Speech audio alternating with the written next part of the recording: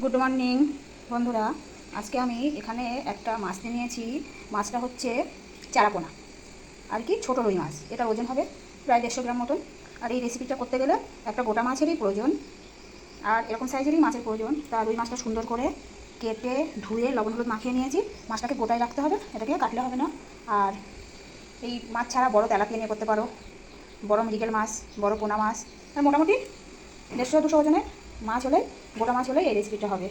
তা এটাকে এবার আমি সুন্দর করে ভেজে নেব। তোমরা দেখতে থাকো যে আজকে আমি কী রেসিপি তৈরি করব। এবার এখানে জিরে, পেঁয়াজ আর লঙ্কা পেস্ট করে নিয়েছি। এবার কড়াই বসিয়ে এই মশলাটা দিয়ে দেব, দেখাচ্ছি আমি তোমাদের। আর তেল গরম হয়ে গেছে, এবার এই মশলাটা ঢেলে দিলাম, দিয়ে একটু কষে নেব। তারপরে এইটা ধুয়ে এইবার পরিমাণ মতো লবণ দিয়ে দিলাম, আর দিয়ে দেব পরিমাণ মতন হলুদ। এবার একটু কষিয়ে নিয়ে মাছটা দিয়ে দেবো, সামান্য চিনি দিয়ে দিলাম, দিয়ে একটু নেড়ে নিলাম। নেড়ে এইবার এই মাছটা এর উপরে দিয়ে দিলাম। এর একটা পিঠে ডুবে থাকবে মশলার মধ্যে, আর একটা পিঠ উপরের দিকে থাকবে, ওটা যেন না ডুবে যায়। আর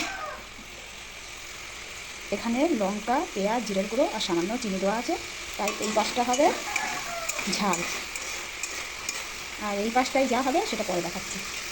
এরকমই ফুটতে থাকবে। আর এই সামান্য লবণ দিয়ে দিলাম, আর এর মধ্যে নিচের দিকটা ঝালের মধ্যে ফুটে ফুটে অনেকটা শুকনো হয়ে গেছে। এবার আমি এটাকে নামিয়ে ফেলবো, উপরের দিকটা এরকমই থাকবে। এবার দেখো, তেঁতুলের ছিপড়ে ফেলে দিয়ে গোলাটা বের করে নিয়েছি। গোলাটা অনেকটাই গাঢ়। আর এই মাছটা তুলে নিয়েছি। নিচের পিঠে যে ঝাল মশলাটা ছিল সেটা নিচের পিঠের সঙ্গেই আছে, আর এর উপরের পিঠটা যেরকম ছিল সেরকমই আছে। এটাকে এখনও আমি কোনো ঝোল টোল লাগাইনি, যেরকম ভাজা ছিল সেরকমই আছে। এইবার এই কড়াইতে তেঁতুল গোলাটা ধরে দিলাম। এইবার মাছের এই উল্টো পিঠটা ওই গোলার মধ্যে ডুবিয়ে দেবো। এবার দেখো, উল্টো দিকে তেঁতুল গোলাটা বসে গেছে।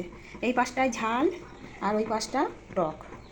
তাই এই রেসিপিটার নাম হচ্ছে পোনা মাছের গঙ্গা যমুনা রেসিপি। এটা আমার তৈরি হয়ে গেছে। এবার আমি নামিয়ে ফেলবো,